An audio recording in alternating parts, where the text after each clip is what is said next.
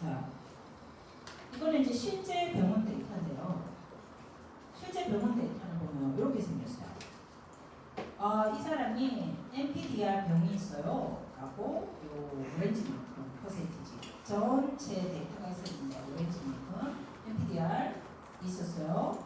PDR이라고 방금 빨간색 만큼 PDR이 있었어요. severe 아주 심각한 NPDR 병이에요. 라고 초록색만큼 이렇게 나눠지는데 대부분은 뭐가 차지하냐면 정상이에요. 라고 하는 데이터가 차지하는 거예요.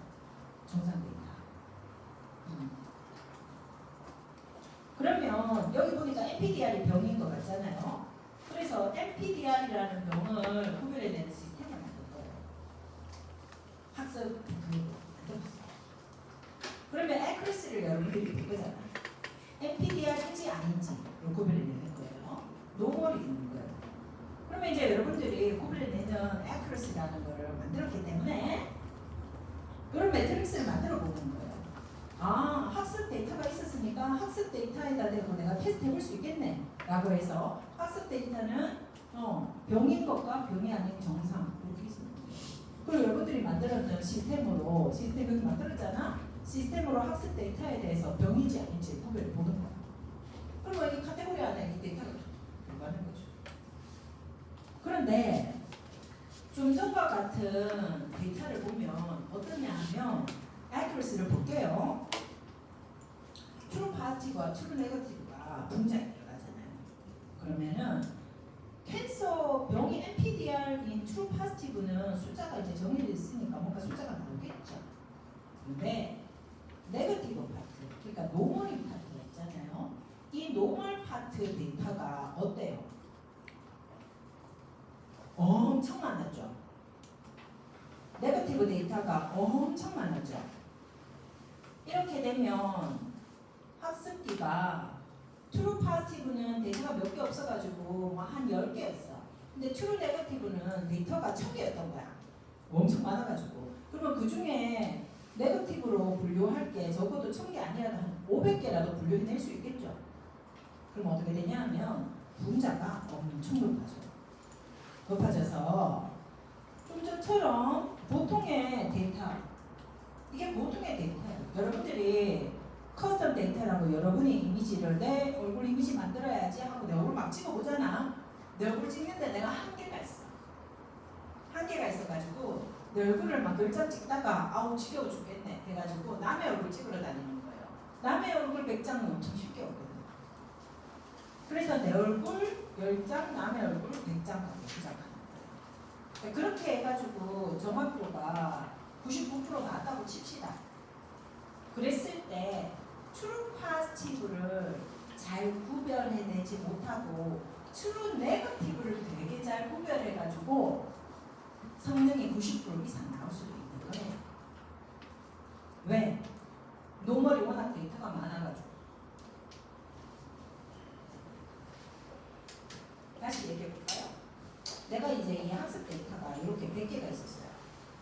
근데 여러분들이 테스트하는 족족, 여러분들의 시스템을 테스트하는 족족 노멀이라고 말하는 거야. 그냥. 그렇게 해도 성능은 높게 나오겠죠. 왜? 노멀이 워낙 많아가지고. 분자 대비, 분모 대비 분자가 너무 많은 거야, 노멀이. 그래서 그냥 노멀이라고만 해도 한 70%는 때려맞추는 거야.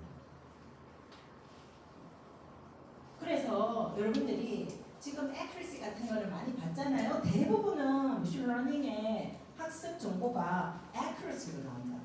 결과물이. 99% 성능이야 라고 할 때 진짜 true positive, true negative를 잘 구별했나? 라고 하는 거를 살펴볼 필요가 있다는 얘기입니다. 왜? 현실세계 데이터는 이렇게 임밸런스 되기 때문에. 그래서 accuracy라고 하는 성능 지표가 기본적으로 우리가 사용하고 있고요. 통상적으로. 그런데 우리가 이렇게 임밸런스 되게 되면 이 성능 지표로서 구별력이 떨어질 수도 있다. 생각보다 내가 원하는 정보를 찾아내지 못하는 그런 시스템일 수도 있다. 통상 일어나는 일인데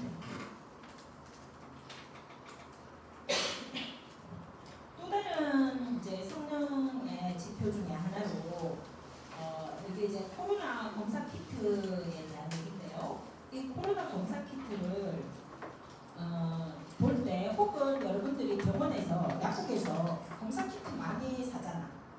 아, 그렇죠. 나도 코로나는 검사 키트를 많이 쓰는 것 같아요. 그래서 혹은 그 A형 독감 처음 나왔을 때 그럴 때 이제 독감 검사 같은 것들을 할 때 뭐 이제 검사 같은 거 하려고 들고 오잖아요.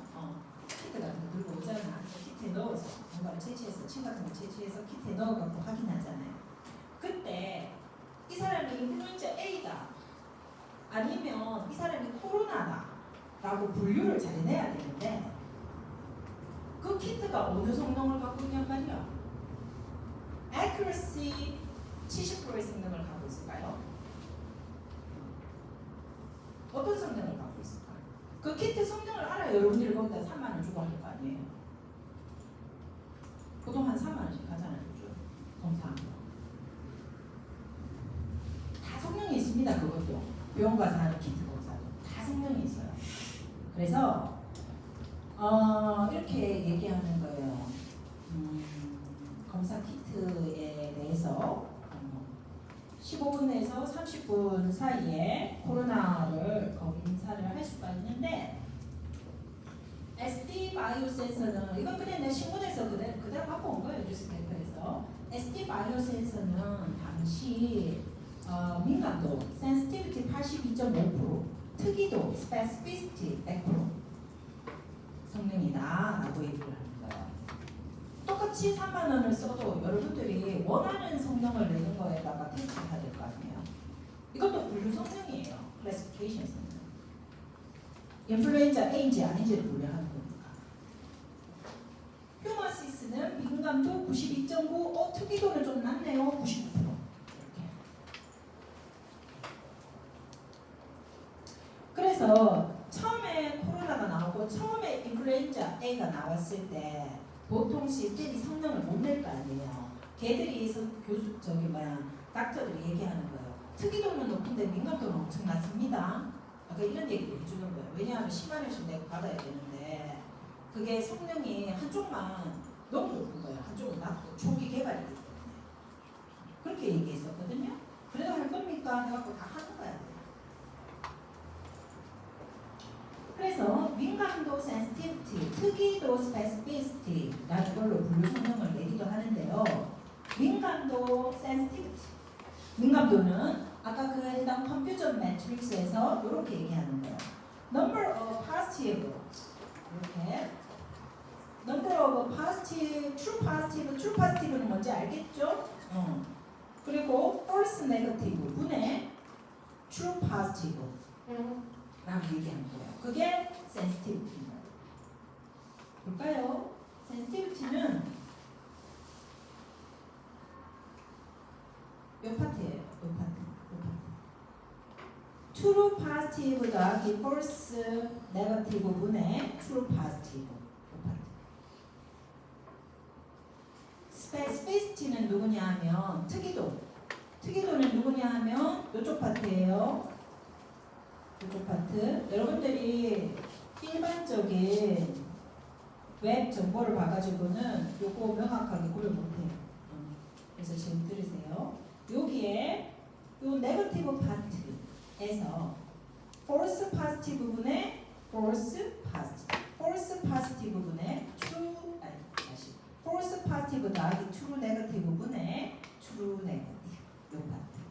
요게 specificity라고 하는 특이도를 나타내는 겁니다. 이거는 뭐냐면 정답지 중에 캔서 있는 사람 중에 진짜 캔서인 사람이 민감도예요. 그러면은 민감도가 높은 거는 어떻게 써요? 정말 A형 독감이었던 사람들 중에 파스티브 중에 그 시약이 그 키트가 파스티브라고 골라내는 겁니다.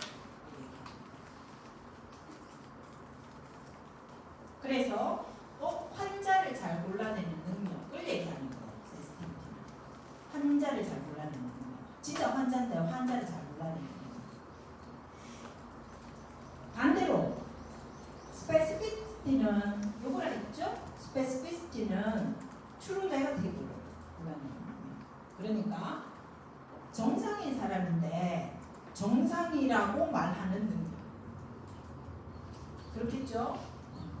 그것을 특이도라고 얘기해요.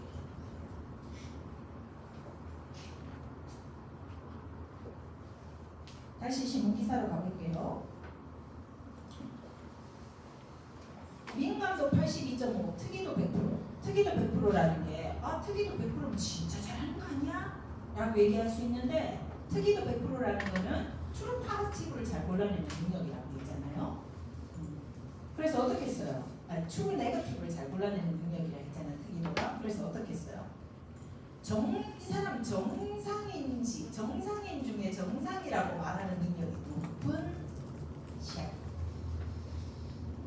그래서 닥터가 인플루엔자 A에 대해서 아직 키트가 명확하지 않아가지고요. 민감도는 50%인데 특이도가 100%예요. 라고 나한테 얘기하더라고. 근데 그래도 해주세요. 라고 하는 거예요. 그럼 어떻게 써요? 특이도는 네가 정상이다라고 말하는 능력은 높은 거예요. 그런데 정상인 사람을 잘 구별해내는 능력은 좋은데 그게 아니고 진짜 이 사람이 병에 걸린 사람이다라고 말하는 능력은 50%밖에 안 되는 거예요. 굉장히 떨어져요. 그럴 수가 있나요? 라고 하는데 여러분들이 숫자를 넣어서 테스트를 해보세요. 테스트를 해보면 민감도가 특이도가 굉장히 높은데 민감도는 떨어지는 그런 케이스가 많이 있습니다. 그리고 반대로 이제 휴마시스는 민감도가 92, 특이도 99라고 얘기했잖아요. 그래서 정상인 사람을 구별해내는 능력은 90% 조금 떨어지는데 실제로 암인 사람을 인플루엔자 A인 사람을 구별해내는 능력은 좀 더 높아지는 거예요. 그렇기 때문에 이런 능력을 전체적으로 사실은 민감도 특이도 다 1이어야 돼요. 100% 민감도 특이도 다 1이어야 돼요. 자, 이거는 여러분들이 매트릭스에 여러 숫자를 대입해서 이러한 경우 저러한 경우를 다 살펴봐야 실제 자기한테 이것이 중요한 성능이다 라고 하는 것이 다가올 겁니다. 그래서 우리가 기계 학습에 있어서 머신러닝에 있어서 성능이라고 하는 것은 기본적으로 accuracy를 쓰고 있고요. 정확도. 그 외에 민감도와 특이도와 같은 성능도 쓴다. 자, 그래서 이제 모델의 성능에 대한 얘기는 이제 이 정도로 하도록 하고요. 모델을 만들거나 선택하는 능력 부분을 조금 하도록 할게요. 이러저러한 얘기들을 해주도록 하겠습니다. 오버피팅을 시키지 않기 위해서 프루닝하고 하는 그런 부분들 우리가 살펴봤잖아요. 그거 외에도 내가 나의 기계학습 모델을 잘 만들기 위해서 건드려야 되는 요소들이 굉장히 많이 있어요. 그 중에 이제 일부 중요한 것들을 추려가지고 이제 설명을 해줄게요. 여러분들은 나중에 바이브 코딩을 하게 되잖아요. 바이브 코딩을 하게 되면 직접 코딩을 해도 좋습니다. 지금 현재 바이브 코딩의 그 코더 성능은 AI 코더 성능은 내가 봤을 때 한 박사 초년차 정도는 돼요. 박사 초년차, 석사보다는 잘해요. 그래서 여러분들이 박사 초년차 이상의 나는 박사 초년차가 고급인 줄 알죠. 근데 이제 프로그램의 세계에서는 아직 초급이에요. 중급 정도 되면 연봉이 완전 달라져요. 우리가 코더 중급이라고 얘기하는. 그러면 뭐 초급이 한 200 받을 때 중급은 한 500 받는 거예요. 예를 들어. 그래서 2배를 받아요. 2배. 그래서 박사 초년차 그러니까 초급은 넘었어. 초급. 그렇기 때문에 초급 코더들을 안 쓰는 거예요. 언제 시켜? 왜? 시켜갖고 에러 내잖아. 너무 심하게. 그것보다 바이브 코딩하면 걔가 에러가 훨씬 적어요. 물론 에러 냅니다. 당연히. 에러 안 내지 않아요. 에러 내요. 그걸 이제 약간 물어봐요. 자, 그래서 바이브 코딩을 하게 되면 결국은 나중에 이러한 것들을 약간 손봐야 돼요. 지금 내가 얘기해 주는 것들. 주는 디폴트가 있을 거 아니에요? 딥러닝을 시켰어. 딥러닝 하는 디폴트가 있었어. 디폴트 시스템이 있었어. 걔가 주는 디폴트로 99% 성능이 안 나오는 거야. 그렇기 때문에 내부에 이러저러한 것들을 모델의 셀렉션, 선택을 해줘야 돼. 뭐를? 우리가 이제 앞으로 얘기하는 퍼리미터, 하이퍼 퍼리미터, 혹은 오늘 얘기하는 하이퍼 퍼리미터라는 표현 있죠? 이런 거, 아니면 밸리데이션 셋 어떻게 할지, 크로스 밸리데이션 어떻게 할지, 이런 것들에 대한 모델 셀렉션을 여러분들이 이제 해줘야 되는 거예요. 로스와 관련된 부분들 할 수 있고, 스몰 스케일 러닝일 때, 라지 스케일 러닝일 때는 또 어떻게 해볼 수 있을 것인가. 어떻게 보면 모델 자체에 대한 이론은 이제 오늘 이 시간에서 내가 이제 약간 초보적으로 가르쳐 주면서 오늘로 끝날 거예요. 그래서 머신러닝 모델을 다룰 때, 이 모델을 다룰 때 내가 나이브 베이지언 클래시파이어와 디시전 트리와 프루닝 정도만 알면 되냐? 그건 아니고 모델이라고 하는 이 구조가 전반적으로 있으니까 이런 요소들 정도는 여러분들이 모델을 알면 알고 있어야 된다는 것들을 얘기해 주겠습니다. 이제 여러분들은 기계학습을 할 때 이제 에러가 나오거든요.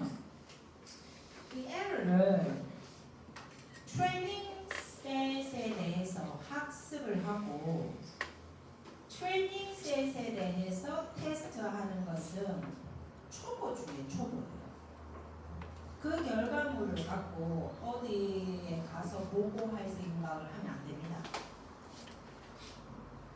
그래서 보고는 뭐에 대해서 하냐면 내가 안 봤던 데이터 테스트 셋에 대해서 테스트에서 보고를 하는 거예요. 내 시스템은 트레이닝 셋을 학습하고요. 성능 보고할 때는 테스트 셋에 대해서 테스트를 해서 보고를 합니다. 교수님 학습 데이터라는 게 있었는데 그 학습을 여러분들이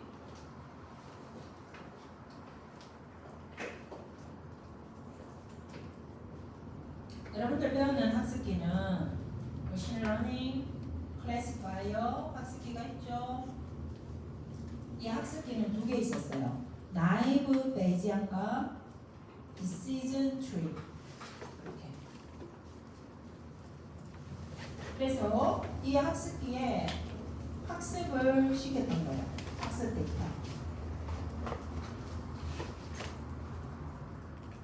데이터로 나이브 베이지언 같은 경우에는 이 학습 데이터를 그대로 메모리에 갖고 있으면서 필요로 하는 확률들을 미리 거기다가 좀 계산해 놓을 수가 있어요. 그러한 형태로 학습하는 거예요. 메모리에 그대로 간직하는 거예요. 나이브 베이즈 같은 경우에는 얘가 학습 데이터가 있었지? 걔를 메모리에 로딩해서 그대로 갖고 있는 거예요. 그게 학습. 여러분들 머리에 이미지 다 찍어서 갖고 있으면 학습이죠. 그렇게 학습. 자, 그러면 얘가 이제 학습을 한 거예요. 트레이닝을 한 거예요. 하나도 안 나오네.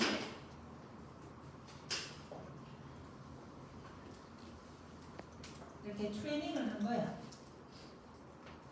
학습을 시켜서 이걸 메모리에 넣어놓든 아니면 디시전 트리 모양으로 결정 트리 모양을 갖고 있겠죠? 학습을 시키면 결정 트리 모양 갖고 있지? 그렇지. 결정 트리로 갖고 있기도 하는 거예요. 나이브 베이지는 그대로 메모리에 로딩해서 갖고 있고, 아니면 디시전 트리는 트리 모양으로 이렇게 갖고 있는 거예요. 트레이닝 데이터를 이용해서. 자, 그러면 이제 성능을 볼 거예요. 이 성능은 뭘로 볼 수 있었어요? accuracy, sensitivity, specificity, 라는 것들로 성능을 볼 수 있었잖아요. 자, 그러면은 트레이닝 데이터로 내가 학습을 시켰어. 자, 이 트레이닝 데이터를 잘 해내는지 트레이닝 데이터를 넣어볼 수 있겠죠. decision tree에다가 구별 잘해봐 하고 줘보는 거야. 그러면 학습 데이터에 기반해서 decision tree를 만들어 놨으니까 학습 데이터를 주고, 자, 1번 데이터는 yes야 no야 라고 물어보면 얘가 어떻게 했어요? 당연히 잘하겠죠.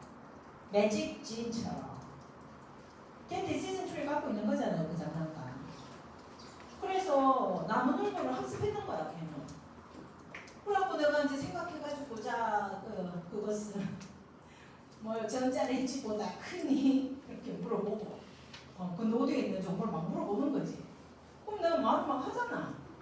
이미 그 정보를 써서 만들어놨으니까. 그렇게 해서 나무늘보구나라고 무조건 찾는 거야.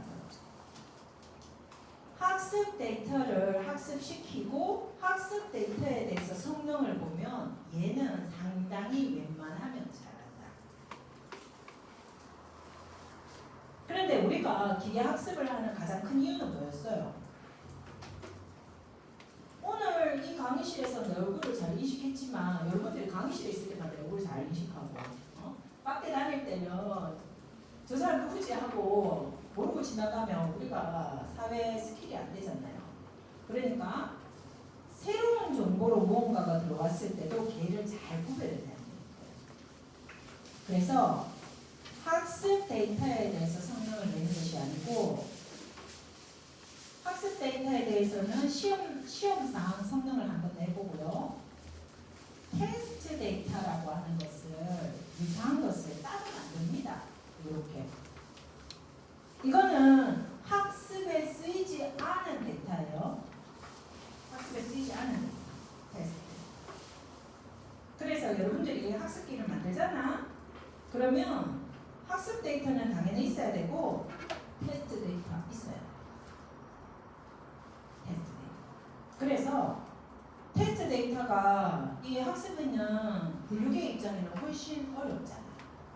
그래서 여기서 보고하는 욜로의 accuracy든 뭐든 여기서 보고하는 CS에서 보고하는 모든 시스템 성능은 테스트 데이터에 대한 성능이에요. 학습 데이터에 대한 성능 얼마? 99.9야. 자, 테스트 데이터 80 이렇게 하고. 그래서 아까 전에 욜로의 버전 8의 55% 성능이라는 거는 80개 카테고리를 내가 분류해 보는데 내가 못 봤던 데이터. 그거에 대해서 55% 성능으로 분류합니다. 라고 하는 성능. 그래서 이게 이제 실제로 프로그래밍을 안 해본 상태에서는 조금 헷갈리기도 하면서 그거 할 수 있는데 나중에 다 해볼 거예요. 프로그램 다 해볼 거니까 일단 이름만 열심히 조금 체크해보세요. 프로그래밍 다 해서 성능 다 체크하고 다 해볼 겁니다.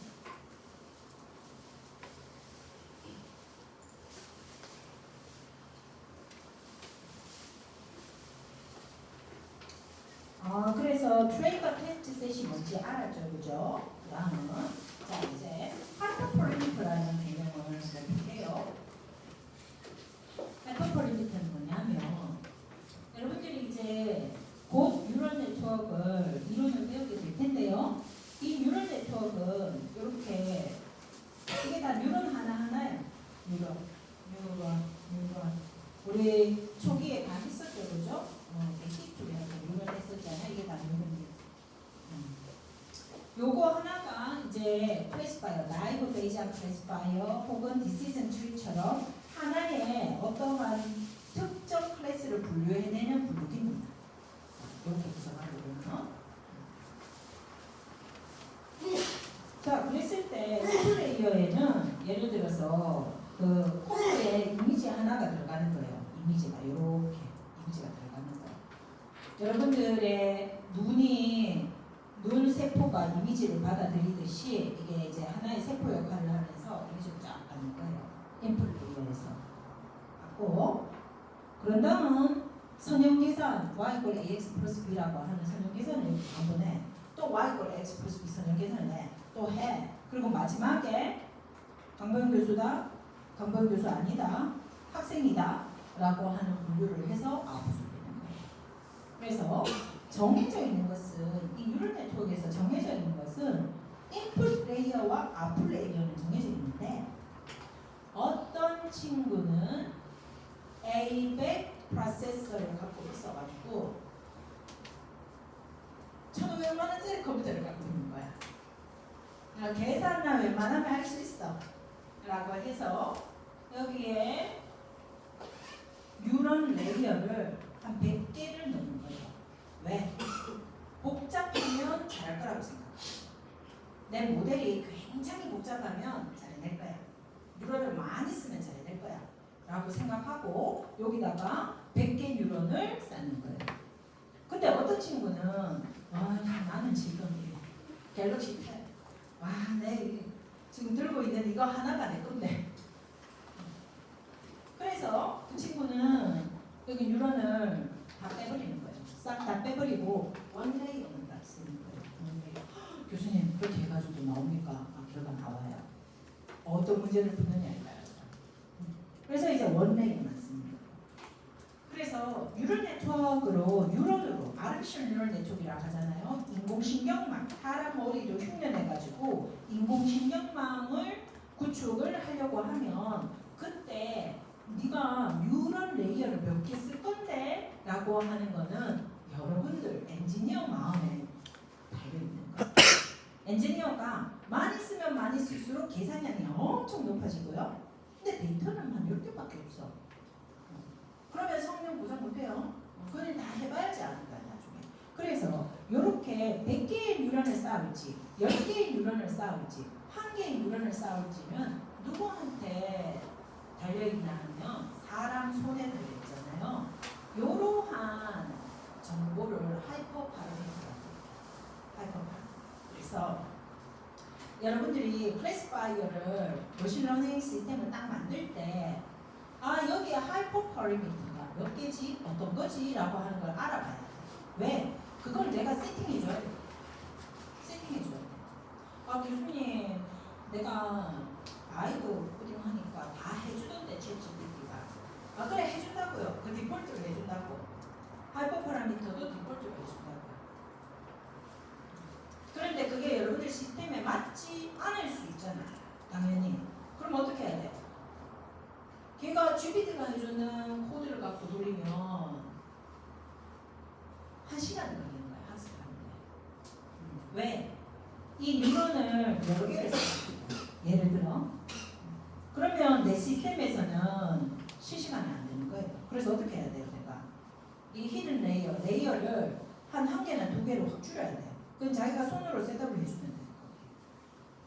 이러한 것들을 하이퍼 퍼리미터라고 부릅니다. 그래서 이 퍼리미터 어떤 거? 학습을 시작하기 전에 여러분들이 셋업해줘야 되는 그러한 정보 퍼리미터를 하이퍼 퍼리미터다라고 부릅니다. 그래서 뉴런 기반 접근들 있죠. 뉴럴 네트워크, 인공신경망 혹은 딥러닝 딥러닝 계열들은 하이퍼 파라미터를 많이 가집니다. 여러 개가 있습니다. 아까 이제 학습과 관련한 모델을 지금 계속 이제 만져보고 있는 거잖아요. 내가 뭔가 학습기를 쓸 텐데 이제 이 모델에서 내가 선택해줘야 되는 게 어떤 게 있지? 어떻게 예쁘게 만들면 내 도메인을 가장 최적화해가지고 옵티마이제이션에서 예쁘게 성능 잘 낼 수 있을까라고 하는 모델 셀렉션을 하는 거예요. 자, 그래서 이제 트레이닝 셋과 테스트 셋이라고 하는 것을 이제 여러분들이 아는 거예요. 뭔가 배우는 학습 데이터가 있어야 되고 학습 데이터에는 없었는데 내가 차를 분류하는 학습 데이터가 있었는데 그 학습 데이터는 없었지만 여전히 차인 그러한 새로운 데이터가 있어야지 그거에 대해서 내가 테스트하는 것이다 라고 하는 것을 알았고 이제 validation이라고 하는 validation set이라고 하는 것도 아는 거예요. 그냥 성능을 쉽게 보고하게 놔두지 않습니다. 왜냐? 이게 생명이 걸린 문제일 수도 있어요. 그렇기 때문에 이 차의 성능, 이 시스템의 성능, 이 LLM의 성능이라고 하는 것을 절대 쉽게 보고하게 두지 않아요. 거짓말하게 두지 않아요. 그래서 우리 엔지니어들은 전문가들은 성능 숫자를 보잖아요. 숫자를 보면 어디가 잘못됐는지 좀 알아요. 그래서 이상한데 얘가 어딘가에서 거짓말하고 있다 라고 파악합니다.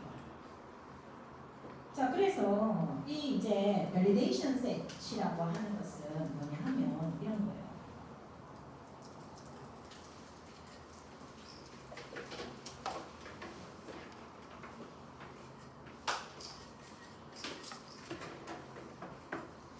그래서 여러분들이 이제 2학년인데 2학년 때 학부연구생 하는 학생들도 있고요. 3학년부터 이제 학부연구생을 연구실 들어가서 하기도 할 거예요. 그러면 여러분들이 기계학습을 당연히 뭔가 해볼 거야. 해보고 나서 성능 보고를 할 거거든요. 그럴 때 성능 보고는 적어도 이 정도는 갖추어서 보고해야 됩니다. 자, 그래서 이제 트레이닝 셋과 테스트 셋은 알았는데 이 발리데이션 셋은 뭐냐 하면 트레이닝 셋을 만들고 테스트 셋을 만들면 내가 테스트를 한 번밖에 못 해봅니다.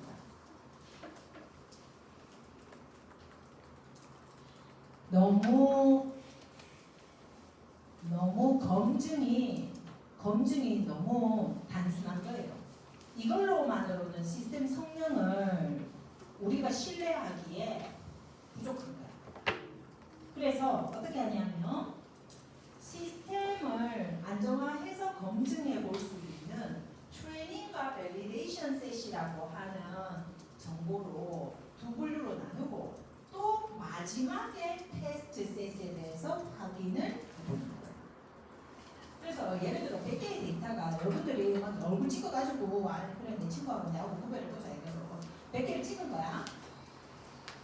찍었으면 90개는 트레이닝과 밸리데이션 셋으로 두고 테스트 셋을 10개 정도로 만듭니다. 자, 그런 다음에 그 90 중에 70개는 학습시키고 20개를 밸리데이션 셋으로 두는 거예요. 그래서 어떻게 하냐면 아까 하이퍼 파라미터 같은 거 해보라고 했잖아요. 그러면 하이퍼 파라미터를 막 셋업을 시키는 거예요. 여러분들 뉴럴 네트워크의 깊이는 10개로 하고 11개로 하고 100개로 하고 막 변화를 막 시키는 거예요. 어떤 하이퍼 파라미터일 때 내가 제일 좋은 성능을 내는지 충분하게 한번 테스트를 해봐야 되겠죠. 내 시스템 검증을 충분하게 한번 해봐야 되겠죠. 그걸 위해서 학습과 밸리데이션 셋 안에서 나의 하이퍼 파라미터 셋업을 다 찾아보고 요 안에서 예를 써서 그리고 가장 좋은 정보가 나왔죠? 그러면 걔로 이제 장착하는 거야. 장착하고 아마 얘가 제일 좋을 것 같아 라고 파라미터하고 다 찾아가지고 셋의 컨볼루션 3번씩 해야 되겠어.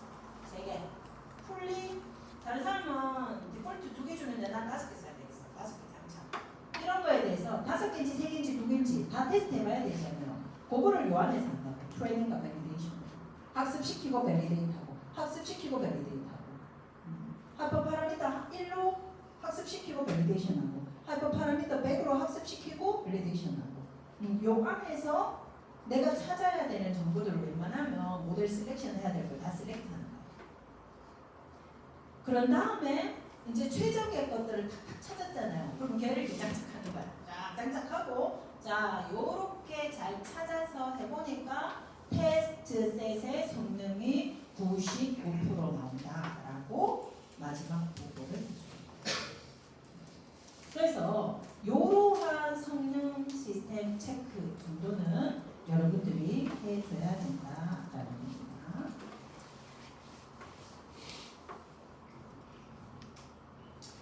근데 이제 문제는 이거예요.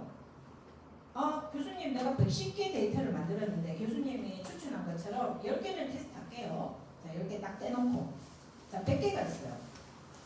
100개에서 교수님 내가 뭔가를 처리하려고 해도 100개가 데이터가 너무 작아가지고 20개는 밸리데이션만 쓰게 되는데 데이터가 너무 작아요 라고 얘기를 하는 거예요.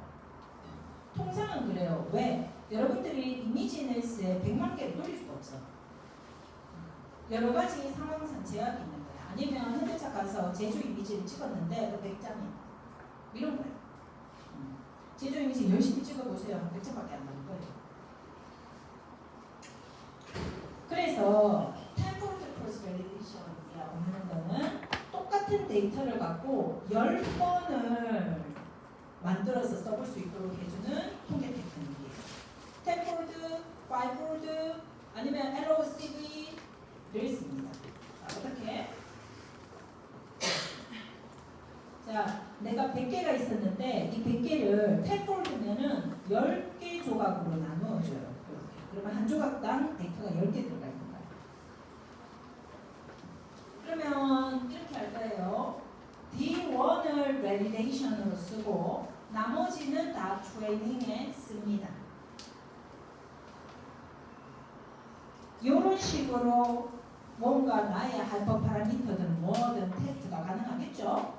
자, 그런데 이때 찾았는 모든 것들이 진짜 좋은 것들 내가 헷갈리게 조금 데이터가 더 있으면 좋겠어요.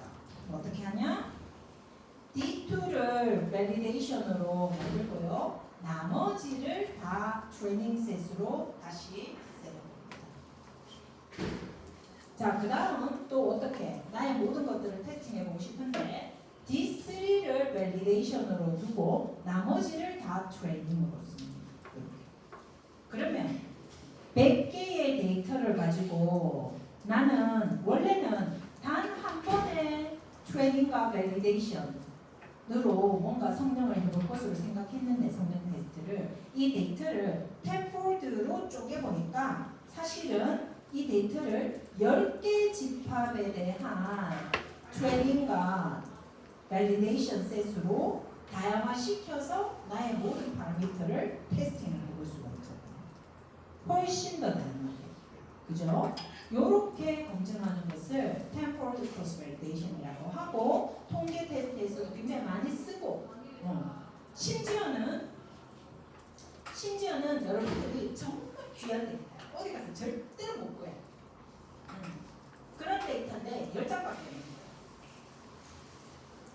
거예요. 그러면 LOCV라고 해서 어떻게 하면 되겠어요? 10장밖에 없죠? 그러면 하나를 밸리데이션, 한 장을 밸리데이션으로 하고 9장을 학습시키면 돼요.